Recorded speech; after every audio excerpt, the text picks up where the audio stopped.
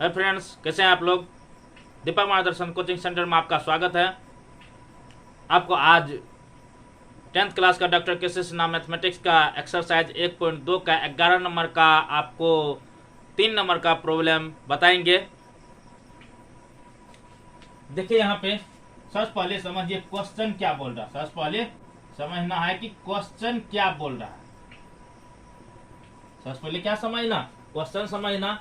देखिए यहाँ बोल रहा जांच करें कि क्या किसी प्राकृतिक संख्या n बिलोंग्स n के लिए n पर 8 पर पावर n का इकाई अंक 5 हो सकता है। देखिए यहाँ क्या बोल रहा कि क्या किसी प्राकृतिक संख्या n जो है, ये जो पावर यहाँ पर 8 पर पावर मतलब 8 पर जो पावर n है वो क्या है, प्राकृतिक संख्या। क्या है वो, प्राकृतिक संख्या क्या होता है। प्राकृतिक संख्या आपको बताए थे पिछले वीडियो में भी, मतलब प्राकृतिक संख्या गिनती संख्या क्या कहते हैं, प्राकृतिक संख्या कहते हैं। जैसे कि 1 2 3 मतलब कि जहां से गिनना प्रारंभ करते हैं वो संख्या क्या होता है, प्राकृतिक संख्या होता है। वो आप जहां तक काउंटिंग कर सकते हो वो प्राकृतिक संख्या हो। क्लियर ना।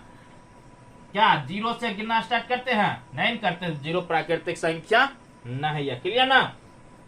अब ये क्या बोल रहा, मतलब कि इस n के स्थान पे कोई प्राकृतिक संख्या देंगे और उसको हल करने के बाद उसका इकाई प्रथम अंक जो होगा, इकाई उस संख्या का इकाई अंक जो होगा वो क्या होगा, 5 हो सकता है। यही सिद्ध करने के लिए बोल रहा है। देखिए यहाँ पे जैसे कि 8 पर पावर, अगर देखिए इसमें से प्राकृतिक संख्या कोई भी ले लीजिए, n पर पावर, n के स्थान कुछ भी ले लीजिए, 1 लेते कितना 8 होगा, इकाई स्थान 5 आ रहा, नहीं आ रहा। अगर क्या कहते हैं 8 पावर 2 लेते हैं, क्या 8 64 इकाई स्थान आ रहा है, नहीं आ रहा। ये देखिए इकाई स्थान ये है, क्या इकाई स्थान पे आ रहा है 5, नहीं आ रहा। देखिए फिर 3 लेते हैं, 8 गुना 8 गुनी 8 कितना होगा, 8 64 64 8 64 कितना 8 के 32 का 2 बाकी 3 अच्छा के 48 3 51, तो मतलब कि 500 कितना होता, 12 होता है। क्या इकाई देखिए इकाई स्थान में 5 आ रहा है, नहीं आ रहा। कोई भी प्राकृतिक संख्या अगर इसमें पावर n दीजिएगा तो उसका मतलब कि इकाई स्थान पे 5 नहीं आ सकता, क्योंकि आपको पिछले वीडियो में भी बताए थे कि 5 आने के लिए उस संख्या, कोई भी संख्या, जैसे 8 का गुणनखंड करेंगे, जैसे कि 8 का गुणनखंड देखिए, 8 का गुणन कितना होगा, 2 गुनी 2 दूनी 2 दूनी 4 4 8, मतलब किसमें देखिए 2 ही 2 है। और 5 आने के लिए जब तक क्या कहते हैं आप 3 into 5 नहीं कीजिएगा तो आपको नहीं है। देखिए 3 into 5 करते कितना, 5 15, या क्या कहते हैं आप 5 into 7 कितना, 7 5 35, तो ये आ सकता है, या 5 into 5 आपको 25 आ जाए। मतलब कि वैसी संख्या जो क्या कहते हैं, मतलब कहने का मतलब वैसी संख्या जिसका अभाज्य गुण, वैसी संख्या जिसका अभाज्य गुणनखंड में क्या 3 या 5 हो, या नहीं तो 5 या 7 हो, या नहीं तो 5 5 हो, तो वैसी संख्या इकाई स्थान पे आपको 5 आएगा। यहाँ पे देखिए 8 का अगर गुणनखंड किया है, मगर इसमें देखिए क्या ना ही 3 है ना ही 5 है। और एक चीज देखिए, अगर कहिएगा 3 आ जाएगा तो हो जाएगा, नहीं, 3 और 5 दोनों का आवश्यकता का है कि 3 गुनी 5 होता है 15, समझिए ना। अगर 3 आ जाएगा, मान के इसमें 3 आ जाएगा तो 3 को 2 से गुना कितना, 6 होगा, 6 नहीं होगा। अगर क्या कहते हैं हम मान के चलिए हम यहाँ 5 आ जाता तो 5 है कितना, 10 होगा, 10 होगा, नहीं आ रहा है। तो अवश्य कितना होनी चाहिए, या तो 3 5 होनी चाहिए या 5 7 होनी चाहिए। फिर देखिए 7 3 नहीं होनी चाहिए, 7 3 होगा कितना होगा, 7 या 21 होता, फिर नहीं होगा।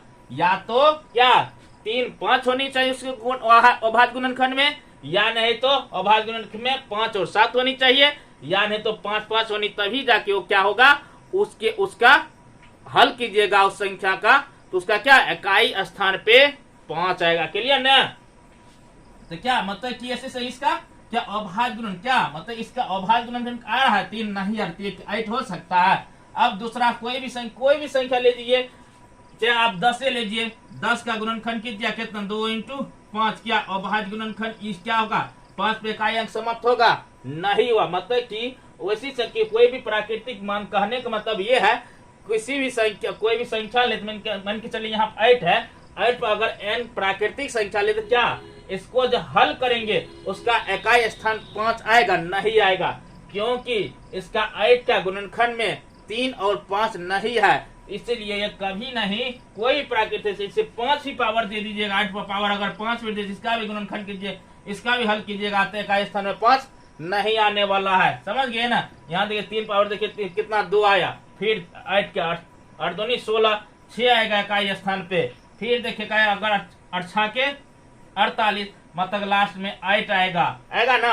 अगर 5 पावर भी देते अगर 6 भी पावर देते फिर क्या 8 में फिर कितना 8 से गुना 8 64 फिर देखिए 4 आ रहा, मतलब वही क्या मतलब कि आपको 8 4 2 6 8 4 मतलब कि रिपीट करने लगेगा, दूसरा कोई संख्या आने वाला नहीं है।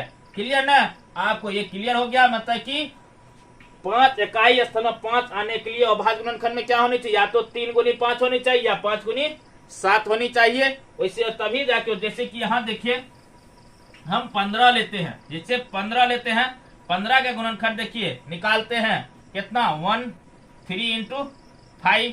इसके देखिए इसका यदि इस पे कोई पावर देसी अगर 15 क्या कहते हैं 1 ही पावर दे क्या 15 होगा, इकाई स्थान में 5 आ रहा है ना। अगर 15 पे अगर 2 भी पावर देते कितना 15 गुनी 15 तो कितना होगा,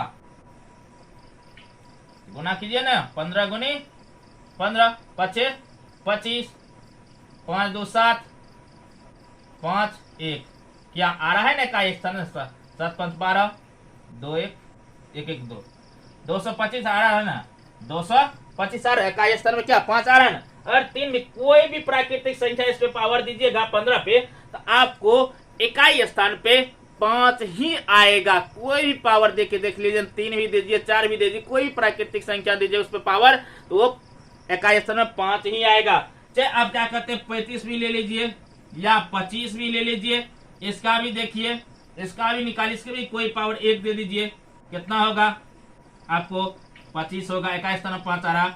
अगर 25 पावर 2 भी दीजिएगा तो उतना ही 25 गुना 50 फिर देखिए मतलब कि ये दोनों गुना 25। आपको पहले बता दिए या तो 3 गुनी 5 होनी आवश्यक है, अभाज्य गुणन उसका गुणनखंड निकालिएगा। इसका भी देखिए 25 का गुणनखंड अभाज्य गुणनखंड निकालिए क्या होगा आपको 5 गुना 5 होगा ना, 5 गुनी 5 होगा ना। अगर 35 का अभाज्य गुणनखंड निकालिएगा तो कितना 5 इंटू 7 मतलब किसका भी अभाज्य गुणन 5 गुनी 7 आ रहा। इसका मतलब ये भी संख्या क्या होगा इकाई स्थान पे 5 पे समाप्त होगा। समझ रहे ना। मेरे अंदाज से ये पॉइंट आपको क्लियर हो गया होगा।